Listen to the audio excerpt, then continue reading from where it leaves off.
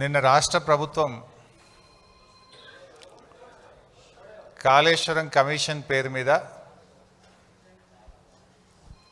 కొన్ని లీకుల రూపంలో రిపోర్ట్ మొత్తం బయట పెట్టకుండా వండి వార్చిన ఒక నివేదికను బయటపెట్టారు.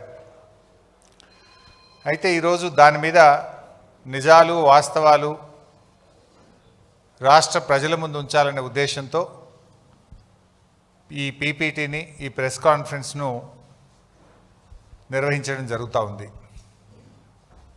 గత 20 నెలలుగా రాష్ట్రంలో చూస్తే రేవంత్ రెడ్డి గారు పాలన గాలికి వదిలేసి రాజకీయ కక్ష సాధింపు చర్యలకు పాల్పడుతూ ఉన్నారు. రాష్ట్రంలో పాలన లేదు, ఎక్కడా రైతులకు యూరియా దొరుకుతలేదు, హాస్టల్ పిల్లలు ఆసుపత్రుల పాలవుతూ ఉన్నారు,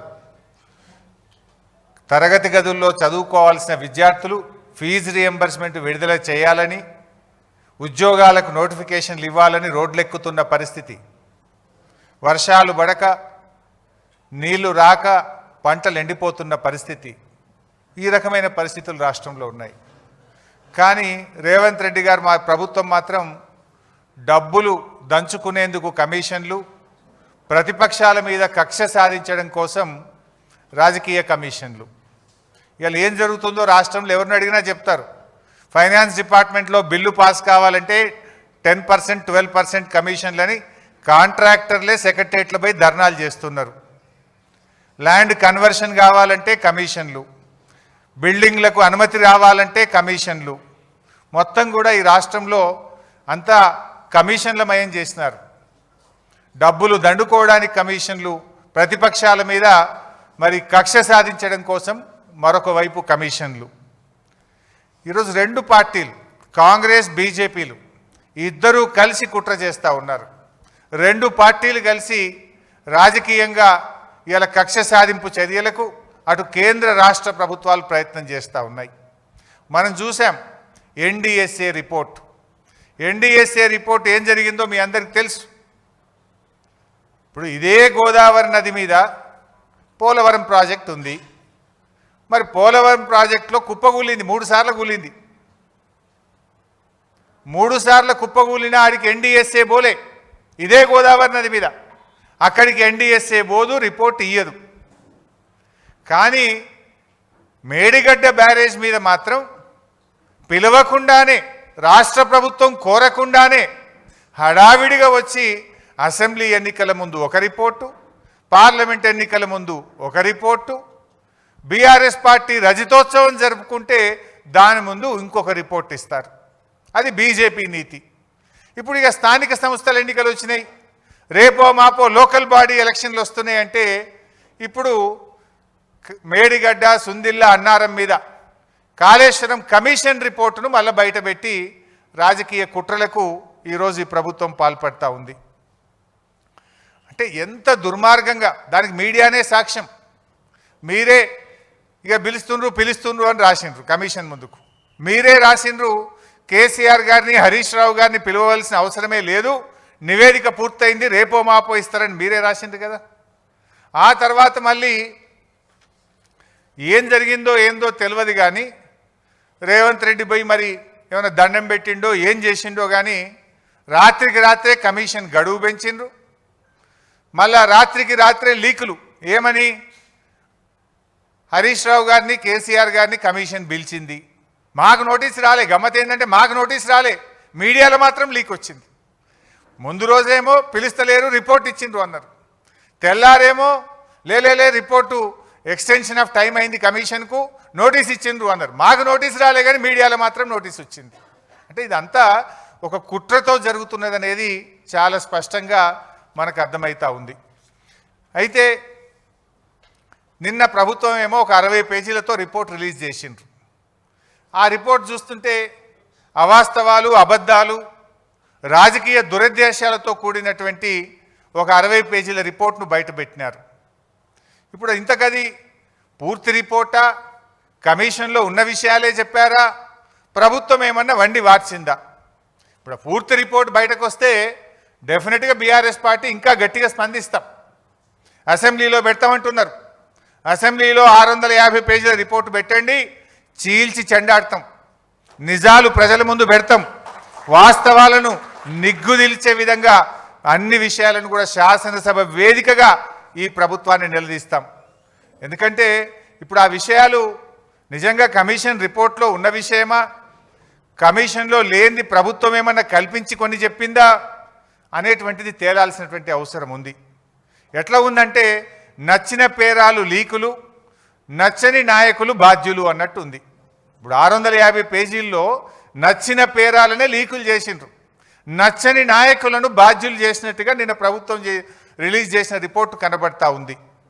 ఎందుకంటే ఆ రిపోర్ట్ ఒకవేళ అదే నిజమైతే అది ఎట్లుందంటే కేంద్ర ప్రభుత్వాన్ని తప్పుపట్టినట్టుంది. కాళేశ్వరంకి అనుమతులు ఎవరు ఇచ్చిండ్రు?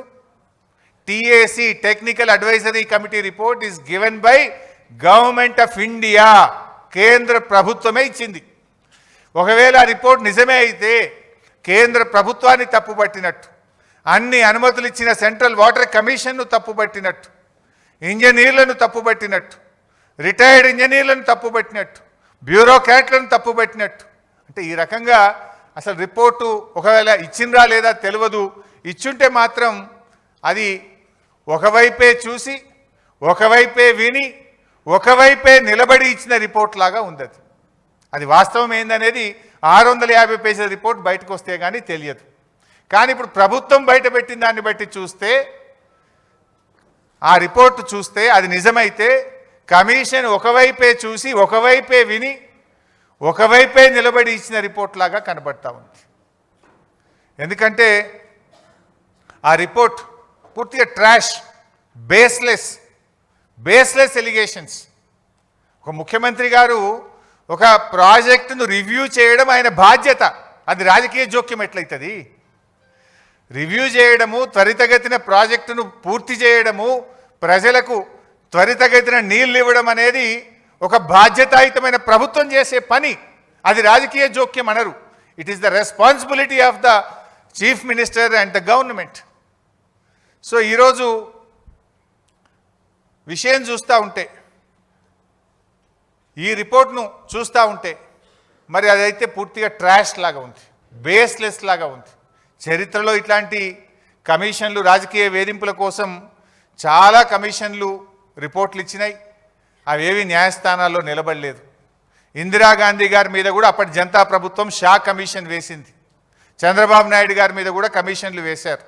అనేక కమిషన్లు దేశంలో వచ్చినాయి, ఏ కమిషన్లు కూడా న్యాయస్థానాల ముందు నిలబడలేదు. ఎందుకంటే రాజకీయ దురుద్దేశపూరితంగా ఇచ్చినటువంటి రిపోర్ట్లు న్యాయస్థానంలో నిలబడవు, ప్రజాక్షేత్రంలో నిలబడవు. ఎప్పటికైనా ధర్మమే గెలుస్తుంది, సత్యమే నిలబడుతుంది. అంతే తప్ప ఈ రాజకీయ దురుద్దేశంతో ఇచ్చేటువంటి రిపోర్ట్లు ఎప్పుడు కూడా నిలబడవు. ముఖ్యంగా రేవంత్ రెడ్డి గారి ప్రభుత్వం మనకు తెలుసు, మీకు తెలియదేముంది? కమిషన్ల పేరిట, కేసుల పేరిట రేవంత్ రెడ్డి గారు రెగ్యులర్గా వరుస ధారావాహికలు ఒకటి తర్వాత ఒకటి, ఎలక్ట్రిసిటీ కమిషన్ అంటాడు, కాళేశ్వరం కమిషన్ అంటాడు, లేకపోతే గొర్రెల స్కామ్ అంటాడు, లేకపోతే ఈ కార్ రేసింగ్ అంటాడు, ఏదో ఒకటి పెట్టి తన వైఫల్యాలను కప్పిపుచ్చుకునే ప్రయత్నం. ఆయన ఫెయిల్యూర్స్ మీద చర్చ జరగకుండా, ప్రజలు తిరగబడకుండా లేని కుట్రలను వరుసగా ఒక సీరియల్ లాగా నడుపుతూ ఉన్నాడు. ఆ టీవీలలో కొన్ని సీరియళ్ళు వస్తుంటాయి, జనరల్గా బాగా టాప్ సీరియల్స్ నడుస్తుంటాయి. కార్తీక దీపం అనే సీరియల్ వస్తూ ఉంటుంది. కార్తీక దీపం సీరియల్ రాగానే గుడి గంటలు అనే సీరియల్ వస్తుంది. గుడి గంటలు అయిపోగానే బ్రహ్మముడి అనే సీరియల్ వస్తుంటుంది. అట్లా రేవంత్ రెడ్డి కూడా ఓటెనుకోటో సీరియల్ లెక్క నడుపుతున్నాడు. సీరియల్ కాదు కదా, నిజాలు చెప్పు నువ్వు. ఇవి మొత్తంగా చూస్తే రైతుల ప్రయోజనాలు ఫనంగా పెట్టి కేవలం కేసీఆర్ గారిని వ్యక్తిగతంగా ఆయనని ఇబ్బంది పెట్టాలి, కేసీఆర్ గారిని హింసించాలనేటువంటి ధోరణే తప్ప రైతులకు న్యాయం చేయాలనో ప్రజలకు మేలు చేయాలనేటువంటి చిత్తశుద్ధి ఈ ప్రభుత్వానికి లేకపోయింది. ఎందుకంటే మనం స్పష్టంగా అర్థమవుతుంది, ఇవాళ కాళేశ్వరం ద్వారా నీళ్ళు ఇచ్చే అవకాశం ఉంది. రాష్ట్రంలో వర్షాలు పడక కరువు పరిస్థితులు ఉన్నాయి, పంటలు ఎండిపోతూ ఉన్నాయి.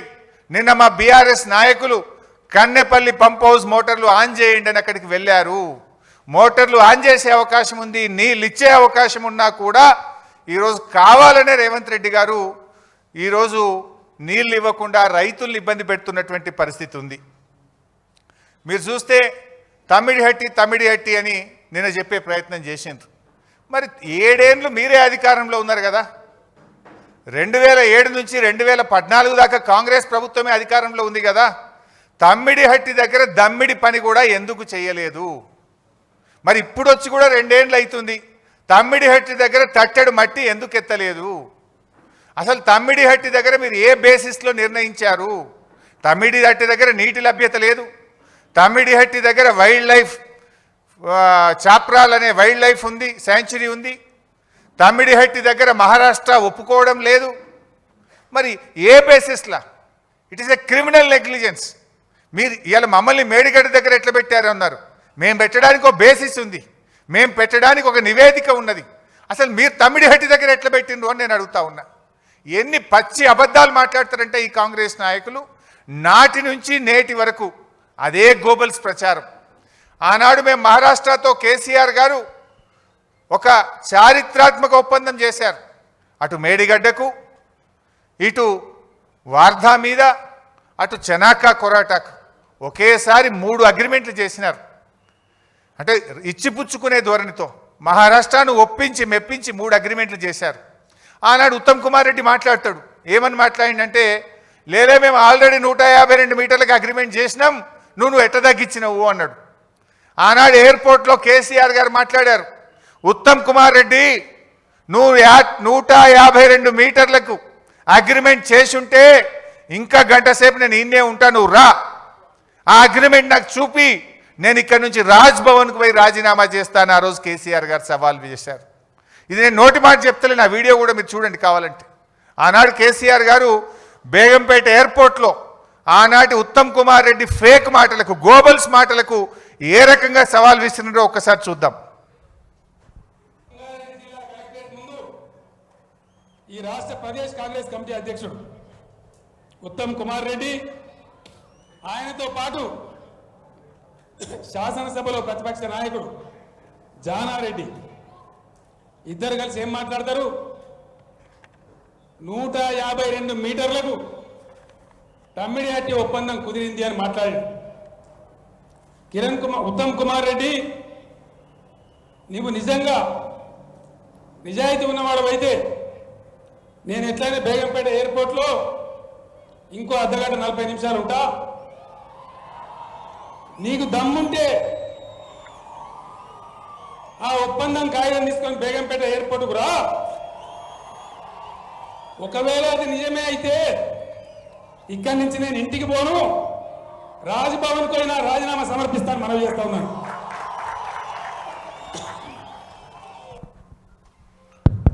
ఆ రోజు 152 మీటర్లకు అగ్రిమెంట్ ఉందని ఆనాటి పిసిసి అధ్యక్షుడు ఉత్తమ్ కుమార్ రెడ్డి మాట్లాడిండు. ఉన్నదా మరి అగ్రిమెంట్? ఈ రోజు వరకు, ఆ రోజు కేసీఆర్ గారు ఓపెన్ ఛాలెంజ్ చేసిండ్రు, ఇయ్యాలటి వరకు కూడా చేయలే.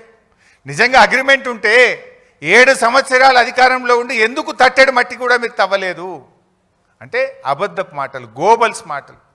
ఆనాడు కేసీఆర్ గారు మంచి పని చేస్తుంటే దాని మీద ఏదో అమృత భాండాగారంలో విషపు చుక్క వేసినట్టు, ఒక మంచి పని జరుగుతుంటే దాన్ని ఒక అబద్ధాలు చెప్పి అనుమానాలు కల్పించేటువంటి ప్రయత్నాన్ని సృష్టించారు. అంటే ప్రజలకు ఉపకారం చేసేది లేదు, కానీ కేవలం ప్రతిపక్షం మీద ప్రతీకారం తీర్చుకునేటువంటి ఒక ప్రయత్నం. మా ప్రభుత్వం ఏర్పడిన సంవత్సరంలో ఆనాడు గొప్ప విజయాలు సాధించినాం. కేసీఆర్ గారు మొదటి సంవత్సరంలోనే ఎన్నో ఏళ్లుగా రైతులు, పారిశ్రామికవేత్తలు, ప్రజలు ఇబ్బంది పడుతుంటే ఒక్క సంవత్సరంలోనే విద్యుత్ సమస్య పరిష్కారం చేసి 24 గంటల కరెంట్ ఇచ్చి చూపించిండు కేసీఆర్ గారు. మిషన్ కాకతీయతో మొదటి సంవత్సరంలోనే చెరువుల పునరుద్ధరణ కార్యక్రమాన్ని ప్రారంభించింది కేసీఆర్ గారి ప్రభుత్వం. అదేవిధంగా మీడియం ఇరిగేషన్ ప్రాజెక్టులు, అనేక ప్రాజెక్టులు పూర్తి చేసినాం. పెండింగ్ ప్రాజెక్టులను రన్నింగ్ ప్రాజెక్టులుగా మార్చి లక్షలాది ఎకరాలకు నీళ్లు ఇచ్చినాం. మరి నువ్వేం చేసినవే? 2 ఏళ్ళైంది నీ గవర్నమెంట్ వచ్చి. ఒక్క చెరువు దవ్వినవా? ఒక్క చెక్ డ్యామ్ కట్టినవా?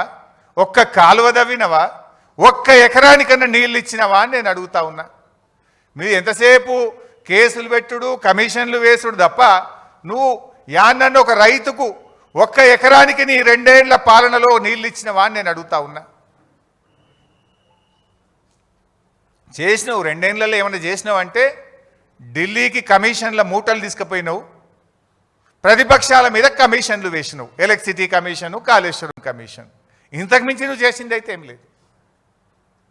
ఇవాళ ఎంతసేపు శ్వేతపత్రాల నుంచి కమిషన్ రిపోర్ట్ల దాకా బద్నాం చేసే కుట్ర తప్ప అసలు జరిగింది అయితే ఏం లేదు. నాకు తెలిసి వచ్చే 2 ఏళ్లలో కూడా నేనేం చేయడు, గిదే ముచ్చట. ఈ వీటి మీదనే సినిమా సీరియల్ నడిపినట్టు నడుపుతాడు తప్ప వీళ్ళు చేసింది లేదు, రేపు చేయగలిగేది కూడా లేదు.